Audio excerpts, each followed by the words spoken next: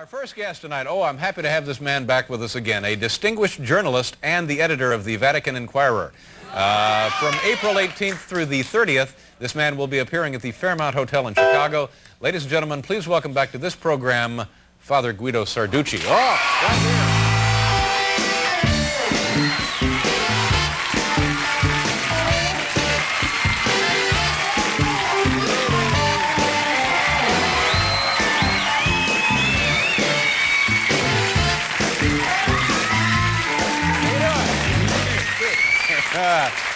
Good to have you here. You look good. You seem like you're good, and I think we have. That's a new theme song. Another new theme song for you? Well, I guess I could use it for a theme song. But Paul played it because it's a song about James Brown, who is in the Slammer. Doing some time. Yeah. Right. He has no income coming in. His band's not being played. So when they play James Brown's song, he gets some money from it. Right. So it'd be nice if people could call in your radio stations, request his tunes. Maybe some of the disc jockeys are listening. They could play his stuff. It's just not fair. You don't think it's fair, huh? No. In Europe we have lanes, like in Italy, Germany, Autobahn. You could go as fast as you want. There's no speed limit. He's just in for speeding, then. Is that what it is? No, I know. He was on the rims, right? They shot. I know they shot the tires. He was going 110 on the rims. But if Mario Andretti went that on his rims, they would make him like a hero, Sure. And I don't know what, but 6 years. Come on, 6 years. I just don't think it's a fair. James Brown in the Slammer, and Dan Quayle is the vice president. There is no justice in life, you know what I mean? But couldn't it be all part of God's great plan somehow that this will eventually even out somewhere down the road? Maybe, I don't know. It could be, but it's a mystery to me, You'll figure it out. Did you, now you were in South America, I think, when the vice president was there, weren't Right. you? I covered months ago? I covered the Foro Servitor Romano. And we was there, the press, we arrived before he did. His plane come in, we're all waiting there. He gets off of the plane, it was amazing. He goes like this, Soon as, I don't know if that means he had a good flight, the food was good,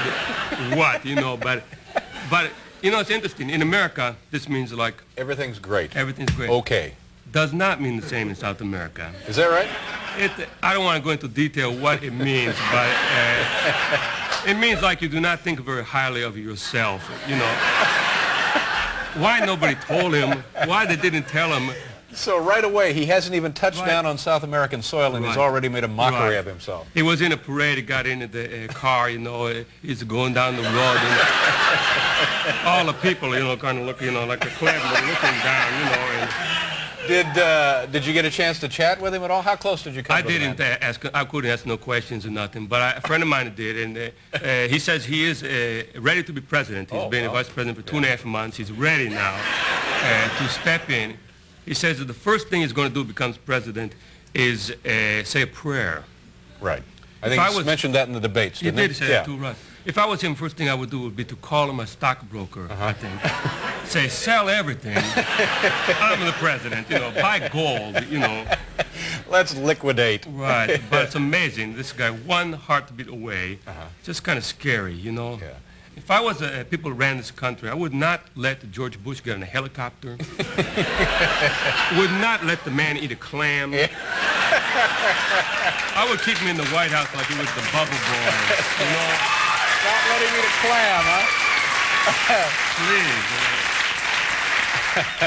Now, let me ask you about this. I've only seen a snippet of this, the new Madonna video. And I guess people are saying it's very controversial. Now, being a member of the Vatican press corps, do you perceive it as such? Has it caused some ripples over there? It has caused ripples. So they're looking at it at the Vatican. They can't make up. They just say, play it again. And they got one guy, he's like a trout balloon. Like a trout balloon? No, trout balloon. It's a good one. A trout balloon. No, trial balloon. Trial balloon. Forgive me. I'm sorry. It's this man, a bishop in Corpus Christi, Texas. And he's telling people down there, don't drink Pepsi-Cola. She's in Pepsi-Cola commercial to boycott. So it's a boycott. Right, but I think it's just like a scam. I think maybe like the Vatican is buying Coca-Cola stock. Oh. Oh, Or maybe like RC, you know, they're going to say, don't drink Pepsi Cola, drink RC, the official soft drink of the Catholic Church. You know. Who knows whether they got up to the sleeve, you know. Yeah, well, you always have to consider that as a possibility, right. I suppose. We'll do a commercial here, and then we'll continue this fascinating chat with Father Sarducci.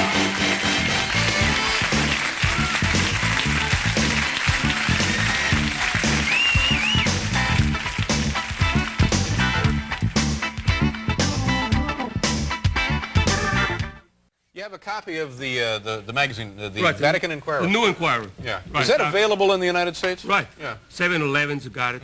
I see. Barcode stations. Great. Well, tell us some about these stories here. Well, I'll tell you about the one I wrote. I interviewed this guy. Which one here? Man Goes to Hell Lives to Tell About It. Okay. Right there. Yeah. That's an actual, that's the guy, huh? That's him. Yeah. And I interviewed him. He went in a coma. You know, his blood pressure dropped. His heart rate stopped. Dead. Clinically dead, sure. He felt himself going down a long, dark tunnel backwards. Oh, yeah. You know, he was like, you know, he looking at Well, just like in the science fiction movies then, yeah. He hits. They says, you are in hell. He looks around and says, just like Earth. Yeah. No says, difference? Only difference is dogs there can whistle. It does not sound so bad. You know, I would think you could probably get used to that. He says, no, it's pretty bad. Says, dogs whistle. Another thing, he said, only other difference, he says, the fig Newtons in hell have the fig on the outside. Well, I can see. And the Newton in the middle, you know, so I can see where that would be hell.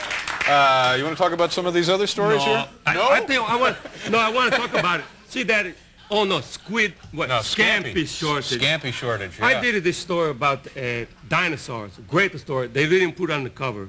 They put a scampi shortage instead, so I'm a little upset about What about the dinosaurs? Dinosaurs, this man has a new theory about what happened to the dinosaurs while they're not around. They were on this planet for something like 50 million years. Right. And then, poof, right. They're gone. And there's a lot of theories, you know. You know what they say? One is that they say like the meteor came from outer space, hit the planet Earth, a big cloud went up, so the sun couldn't come through, nothing could grow, they starved to death. Killed off the vegetation. Right. Yeah. This man says what really happened was a flying saucer came here from another planet, took away the dinosaurs. Big flying saucer. I would think so, yeah. Big one. Yeah. Took like 3.5 months. They rounded them all up. They walk slow. Oh, sure. But they weren't very wily. Right. Yeah. They take a bigger step. They put all of them under this saucer, this UFO. But then they said, we should not take them all away, you know, because they started here 50 billion years, like you said. 50 million, 50 billion, whatever. Right. Yeah. Let's leave it two. So they left a male and a female to procreate, but all the rest they took away is what it said. Some kind of zoo. Right. Yeah. So what became of the two that were left? Then the meteor hit. Oh, I see. And cloud went up. Well, now that makes sense. Right. Yeah. I can see where that would work. Let's see. I find this kind of interesting that you, a member of the church, obviously, and also a member of the press corps, are doing public appearances, gigs.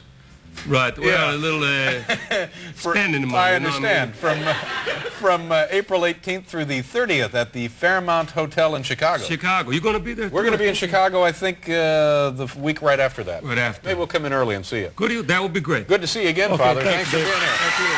Father Guido Sarducci, and we'll be right back.